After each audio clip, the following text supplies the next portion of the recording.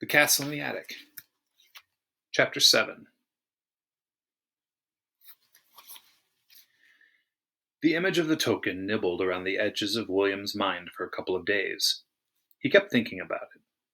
On Friday afternoon, when he went up to the attic, he found Sir Simon had zapped a mouse with it. The knight was standing over the small dead body, cleaning the blade of his dagger. "Where did he come from?" William asked. "I think he smelled the food in the kitchen. I must say it does look like the kind of thing a mouse would eat," Sir Simon said scornfully. "Anyway, I cornered him in the great hall and pointed the token at him from a safe position behind the door of the chapel. Could you bring me a fire stick from your hearth when you next come?" "What for?" William asked suspiciously.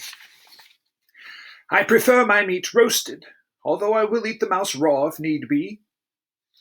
"I don't see why you have to eat him at all," William said grumpily. "I must keep my strength up." "All right, I'll get some matches for you if you promise you'll get 'em ready while I'm gone." When William returned with a box of matches, a small quantity of wood shavings from the fireplace box, and some other supplies, the knight had cleaned and skinned the mouse. William struck a match and lit the small fire in the kitchen. "I wouldn't have to keep a fire going all night if I had those magic sticks," Sir Simon said.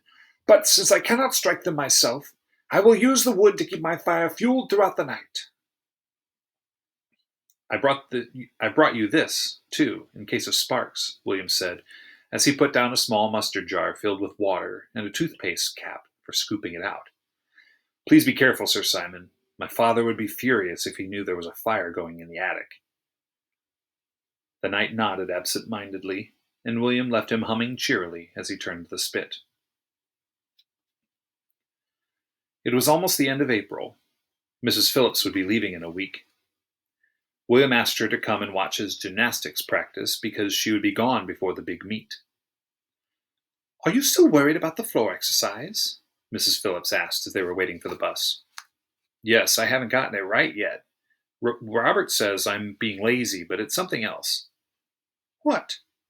He shrugged. "It sounds stupid, but I think I'm scared of that point where my neck hits the mat. It might snap or something." "That doesn't sound stupid. It sounds perfectly reasonable. But you've been scared before, William, and you've always gotten over it." He smiled. "I remember how terrified I was of doing a round-off. It seemed silly. But now you're going away," he thought, "and that makes everything different." Robert and Mrs. Phillips understood one another. She had attended William's meets ever since he started gymnastics at the age of 6. Robert had taught her how to spot William on the more difficult floor exercises, and William knew they both believed in his ability, although they had very different ways of showing it. When they arrived at the gym, Robert directed Mrs. Phillips to a chair where she had an unobstructed view. The team warmed up and started out with straddle presses on the parallel bars.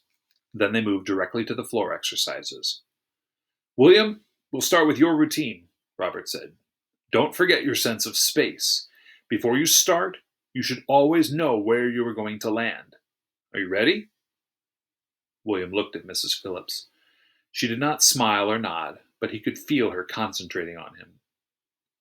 He walked to the corner of the mat, tightened his body, and took a deep breath. The start was slow, with a round-off followed by a whip-back, and a lay-out somersault. By the third pass across the mat, his body and mind were working together, and he knew in that instant, just before the round-off, that he was going to make it. 2 flip-flops and both shoulders touched the mat evenly for the dive roll. Up again, tight body, arms outstretched. He was standing just where he wanted to land, 2 feet from Mrs. Phillips. Her smile was so wide it seemed to spread from one corner of the gym to the other. The team burst into applause, but it faded away quickly. Everyone was watching Robert. At last, he nodded his approval. "You should come to every practice, Mrs. Phillips," he said, still looking at William. "William only gives us his best when you are here." "Robert's right," William said over dinner that night. "I won't be able to do it that well again." "Why not?" she asked. "You'll be gone? You won't be there to watch me?" "William, it had nothing to do with me. she said. "It was your mind and your body working together, concentrating on the job you had to do. I'm not your good luck charm. I don't think you'll believe that until I leave." They played a game of chess after dinner. He watched her studying the board, lips pursed, chin in her hands. "Is your head going to fall off?" he asked quietly, and they both smiled at the old joke. When he was younger, it had been her way of reminding him to take his elbows off the table. "Silly bishops," she muttered, glaring at the board. "They just get in the way. I'll give you this one if you like," she offered. "No way," William replied, grinning. "I know your old tricks. That just clears the way to my queen." She made a face at him and went back to staring at the board.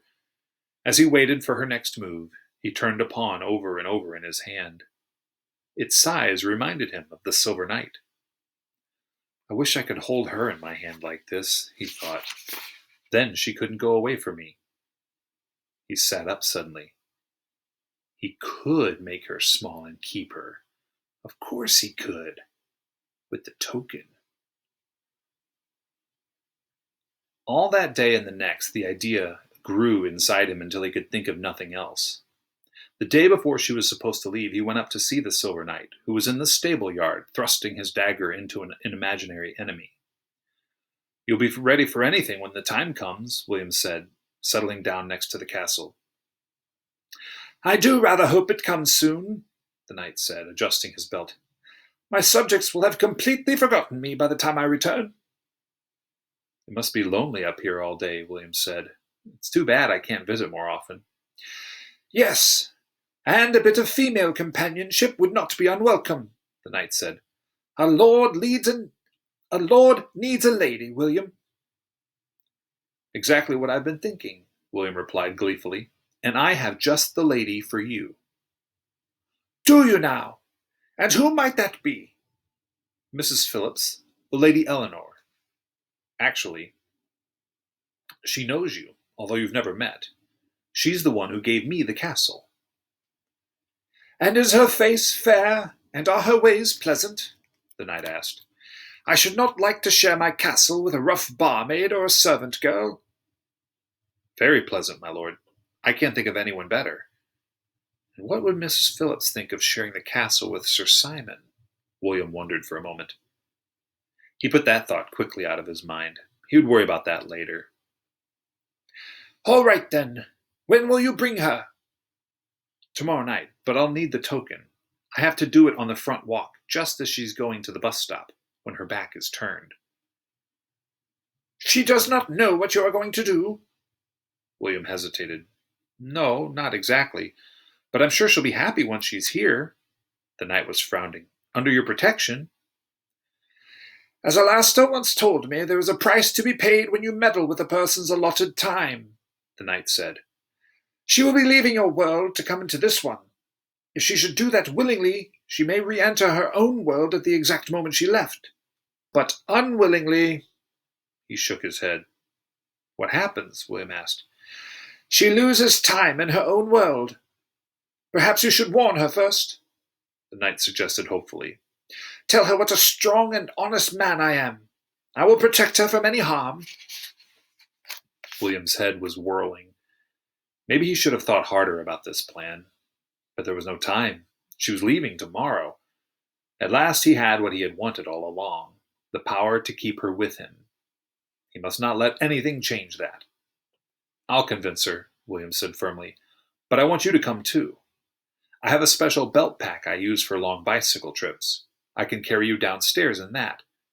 Be ready for me tomorrow afternoon. She's planning to take the 4:30 bus." That night, William sat with Mrs. Phillips while she packed her bag. "I hate goodbyes," she muttered as she folded layers of tissue paper between her clothes. "Don't forget this," William said, handing her the photograph from the bureau. She took it from him with a smile and placed it between the folds of a skirt. "You haven't been fighting to keep me here as hard as I expected," she said. "That's a good sign." "I haven't given up yet," William said. "Can you sit on this suitcase for me, William? I can't get it to close." "No, don't bounce," she cried. You might break something. He slid off the suitcase and opened it. "What's in here?" he asked, lifting the top layer of clothes. At the bottom, he found a green wooden box, which he took out and put on the bed. "I made this for you in woodworking last year. I didn't know you still had it," he said quietly, running his finger along the piano hinge that had been so hard to set in straight. "I keep my secret things in it," Mrs. Phillips said. But William wasn't listening. He was thinking, "Wouldn't you like to stay with us forever? Live in a castle with a knight? Never leave?" "What are you thinking about?" she asked. "Please don't go," he said one more time. She put her arms around him and crushed him in one quick hug. "I'm not really leaving, you know. I will always be with you in spirit." "That's not enough," he cried. He left the room before either of them could say any more. After breakfast the next morning, William stood awkwardly near the back door while his parents said goodbye to Mrs. Phillips. The grown-ups were all trying hard not to cry, and it made their voices deep and brusque. "Please write to us once you get to England," said William's mother. "We want to hear all about your life there." "You come back and visit us, Mrs. Phillips," said Mr. Lawrence. He leaned over and gave her a peck on the cheek. Mrs. Lawrence and Mrs. Phillips hugged each other a long time. William could see the tears running down his mother's cheeks, and he looked away. Mrs. Phillips stood at the door and waved them away in the car, as if they were little children leaving for school. When she turned back, she noticed him still standing in the corner. "You'll be late, William." He nodded but didn't move. "Go on now," she said. "No, I haven't changed my mind, and I'm not going to. Don't you see I can't turn back now?" she pleaded. "Then don't blame me for what happens," he said as he left. Sir Simon was waiting for William when he climbed up the stairs after school. He could see the small man's body pacing up and down along the wall walk. "This school of yours takes up entirely too much of your time," the knight exploded as soon as William was in earshot. "When I was a youth, I went to school 2 mornings a week for some few hours only. There were, after all, more important matters to attend to," he added, glaring at William. Despite his worries about what was going to happen in the next hour, William had to laugh. "I agree with you completely, Sir Simon, but I don't think my school does. Are you ready to go?" "Ready? Except for 6 turns around the courtyard and a quick lunch of mouse legs, I have done nothing but stand here attending upon your lordship. Let us get on with this business. I am eager to see the lady, and I expect she feels the same way." William let this remark pass. "I want you to get in here," he explained, unzipping the belt pack he had strapped onto his waist. He helped the knight into it and closed it, leaving a small opening so that Sir Simon could see out. "Are you comfortable?" "It will do," came the muffled reply. Mrs. Phillips' suitcase stood by the back door. William found her in the living room. "My last tour," she said quickly, her eyes shining. "Quite peculiar, really, to know that I won't see this house again." "You could come back for a visit," William said. "It would be too hard. Certain places you must never return to." She took her dark blue raincoat out of the front hall closet and walked through the kitchen, William trailing along behind. He could hear faint exclamations of surprise from the belt pack, but he ignored them. "I suppose I'd better get out front, or the bus will leave me," she said. "I'll take your suitcase," he said, twisting around the kitchen table ahead of her. As he leaned over, he whispered, "Get the token ready, Sir Simon. Do it as she's walking up the path, but make sure you wait until I'm out of the way."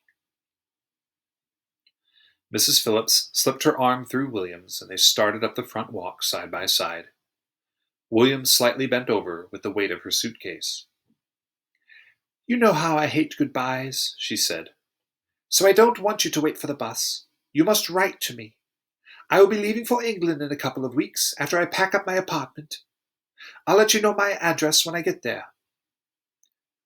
Remember, you will do well in life because of who you are inside here," she said, giving him a thump on the chest. A brave but gentle person. Keep your toes pointed and your body tight for the back handsprings. Believe in yourself. Be your own spotter. Now, give me a hug and go back into the house. At the last moment, just as her large arms were encircling him, William remembered Sir Simon and twisted the bottom part of his body to the side. She may have thought that he was pulling away from her, because she let him go with a quick kiss. In that awkward moment, he wanted to say, "You're not really leaving, so this hug doesn't matter so much." But of course he said nothing, and she took her suitcase and walked stiffly up the path. Forgetting that this wasn't really the end, he stood without moving, imprinting her on his brain. And then she was gone. Completely gone. The token had done its work. "Sir Simon, where is she?" William cried. Down on the ground somewhere, I expect. "Hold on," William said as he ran forward and dropped to his knees. It didn't take him long to find her, marching stalwartly forward across what was now the great gray expanse of one flagstone, suitcase in hand.